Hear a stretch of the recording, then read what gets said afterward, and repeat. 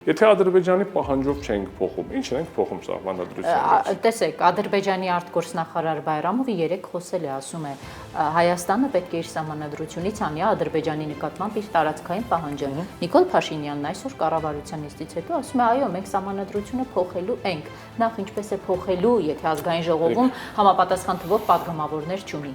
Դե հիմա ասենք հաշվի առնելով հետեւյալը ոչ իրավաչափ եղանակով կփոխի։ Ոչ իրավաչափ եղանակով։ Իրավաչափ եղանակով չի կարող փոխել։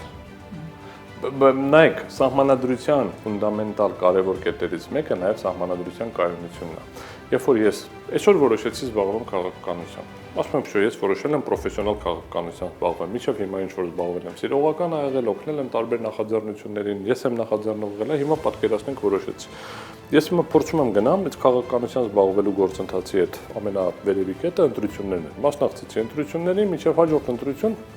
ընտրական կարգը փոխեցինք։ Ասում եմ, լավ, հիմա սրան պարապենք։ Պարապեցի, եկա այդ մի ընտրություններին արդեն ինչ որ տեղ հասկացա, հմտություններ ձեռ բերեցի, ասին չէ, գնանք նախագահական կառավարման։ Ասում եմ, լավ, հիմա պետքա լրիվ մոդելը փոխենք, փորձենք նախագահի կոնցեպտի շուրջ աշխատենք։ Գնացինք այդտեղ, ասին չէ, նախագահականը լավ չի կիսա նախագահական։ Բայց ինքը կառավարման համակարգը նկատի չունի։ Ամեն ինչն է։ Բերեք հետեւյալն գանք, ինքը ինչա փոխելուն, կնայենք փոխելու են թե չեն փոխելու, փորձելու են փոխեն թե չէ։ Ես ընդհանրապես հետեւյալ խնդիր ունեմ։ Ես ասում եմ, որ մենք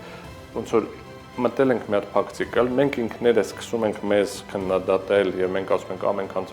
մենք հանցագործենք, բառացի դա չենք ասում, բայց երևույթային այդ դաշտում ենք մտնում, մենք ասում ենք արա դե սրանք ես գույքը ստեղից, սախի այս պաշտոնին, սախի այս բանը արել են, անեկդոտ կա մի հատ էլ, չէ՞, ասում գործերս լավ չէր հարևանն էլ Mercedes առավ, հիմա,